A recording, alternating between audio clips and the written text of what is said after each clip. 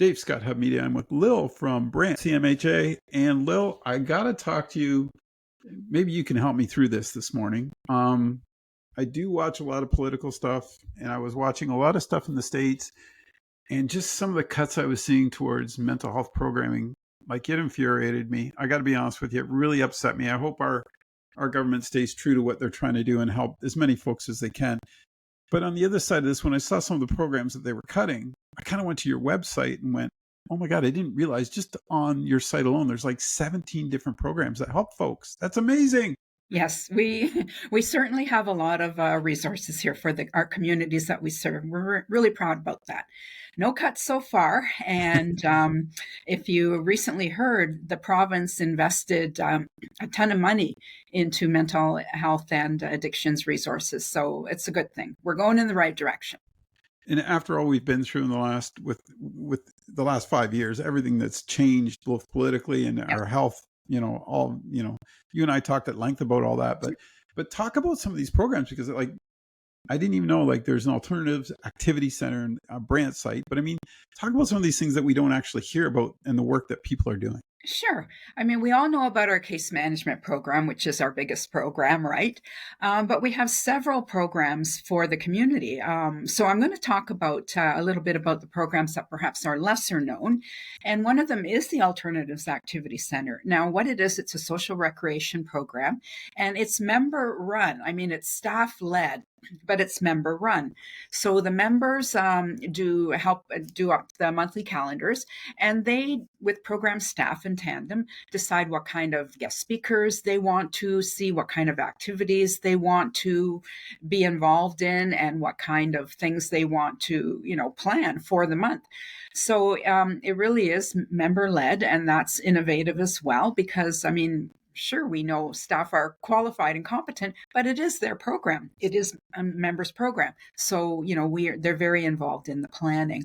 So it is a social recreation program for those living with mental illness. And just the camaraderie that forms, they become friends and then they socialize outside of alternatives. And it's a really good meeting place and a place to learn as well. Yeah. Now, one thing I wanted to ask you about that, and I'm probably going to get stuck on it, sorry, but it sort of puts an opportunity to have that a face to everything for you, right? Like Yes, if you and I are hanging out and we're playing badminton or something, that's great because we're actually interacting more than just video screen. And I think exactly. that's kind of critical these days, don't you guys? Yes, absolutely. And Alternatives does that. Like they go play sports. I mean, like not athletic things, tournaments, but they do go play darts and they swim and lots of things. Because you're exactly right, Dave. I mean, that's how you learn. You learn how to interact with people. You learn communication skills, and you learn those important life skills that perhaps you don't learn if you're not a part of a group setting like that. Mhm. Right. And I think a lot of times too, we just think that we're all alone, right? Like if you're battling Mhm. something, you're like, oh, no one else understands me. But all of a sudden, when Right. you're in a group setting Yeah. like this, Yeah. and you can have that conversation, you go, oh, you deal with that too, or how do you deal with this, right? It Yes. changes the whole narrative, doesn't it? It sure does. And they support each other, which is amazing to see. Yeah. And now, with that program, like when they started that, did they look at that and sort of was that the fundamental idea is to build that, let them build it? We'll Yes. sort of be the guiding light, but you Yes. guys build it. Yes, absolutely. Like I said, the staff, it is staff led, but they tell us what they would like to see, and the Okay, staff accommodate to the best that they can. Right? and it's open to anybody. Is like I just to Yep. follow up on it. Yeah. Yep. You have to live with mental illness, right? Yep. And it is open to anyone that is struggling for sure.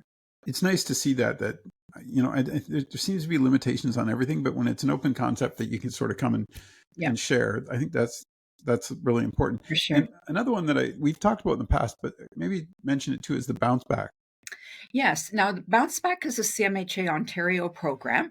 And just recently, we had a request from one of the high schools to have someone come in and talk about Bounce Back. Now, what's so great about Bounce Back is it really flourished during COVID because it is an online type of program. Yeah. And they have different kinds. They have bounce back for caregivers, bounce back for seniors, teens, adults. And as I said, the good part of it is that it's at your own pace, right? And you have a therapist that is available to you as a consult, but it is self-directed, and there's different topics, different booklets that you learn about, and it is cognitive behavior therapy, and it's Yeah, extremely, like, it's free. it's free.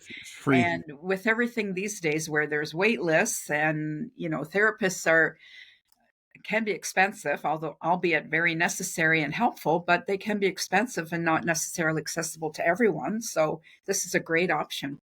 I didn't, and yeah, I think the cognitive part, like when we originally talked about that, as soon as you said that, I was like, oh yeah, I remember what this one was all Yep. about. Yep. Um, there's so many.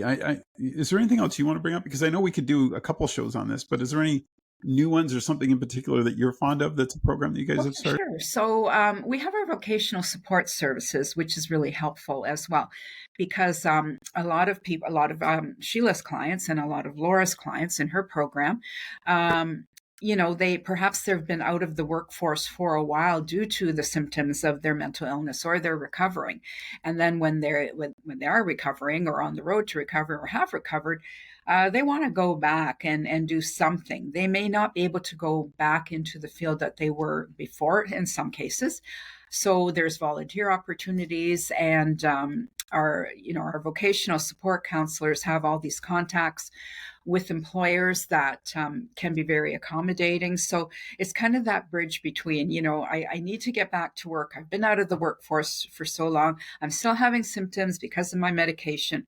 What can you find for me? So it's kind of, like a gentle employment service, right? So And we all feel better when we're doing something, right? Like when we're that's working, or like that's you the just key. that you feel, that need to continue on. You want to do good and you want to help out.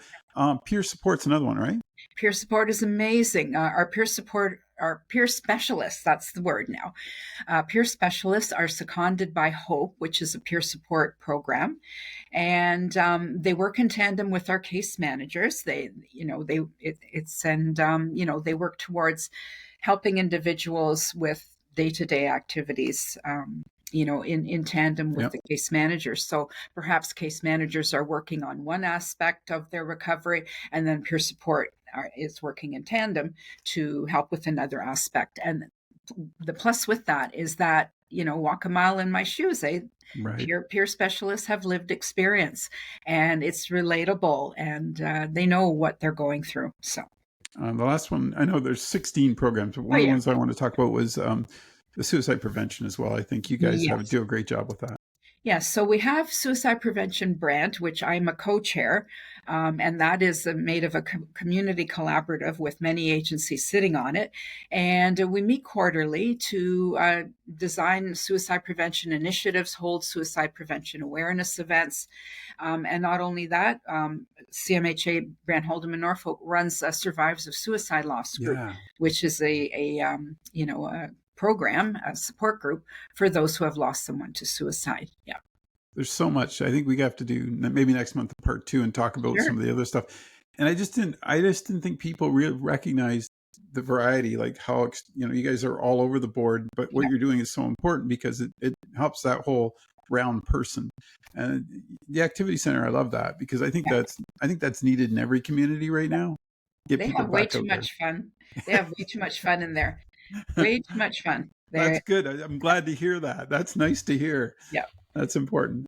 Thanks for doing this, Lil. Look forward to talking to you next month. Take care. my pleasure, Dave.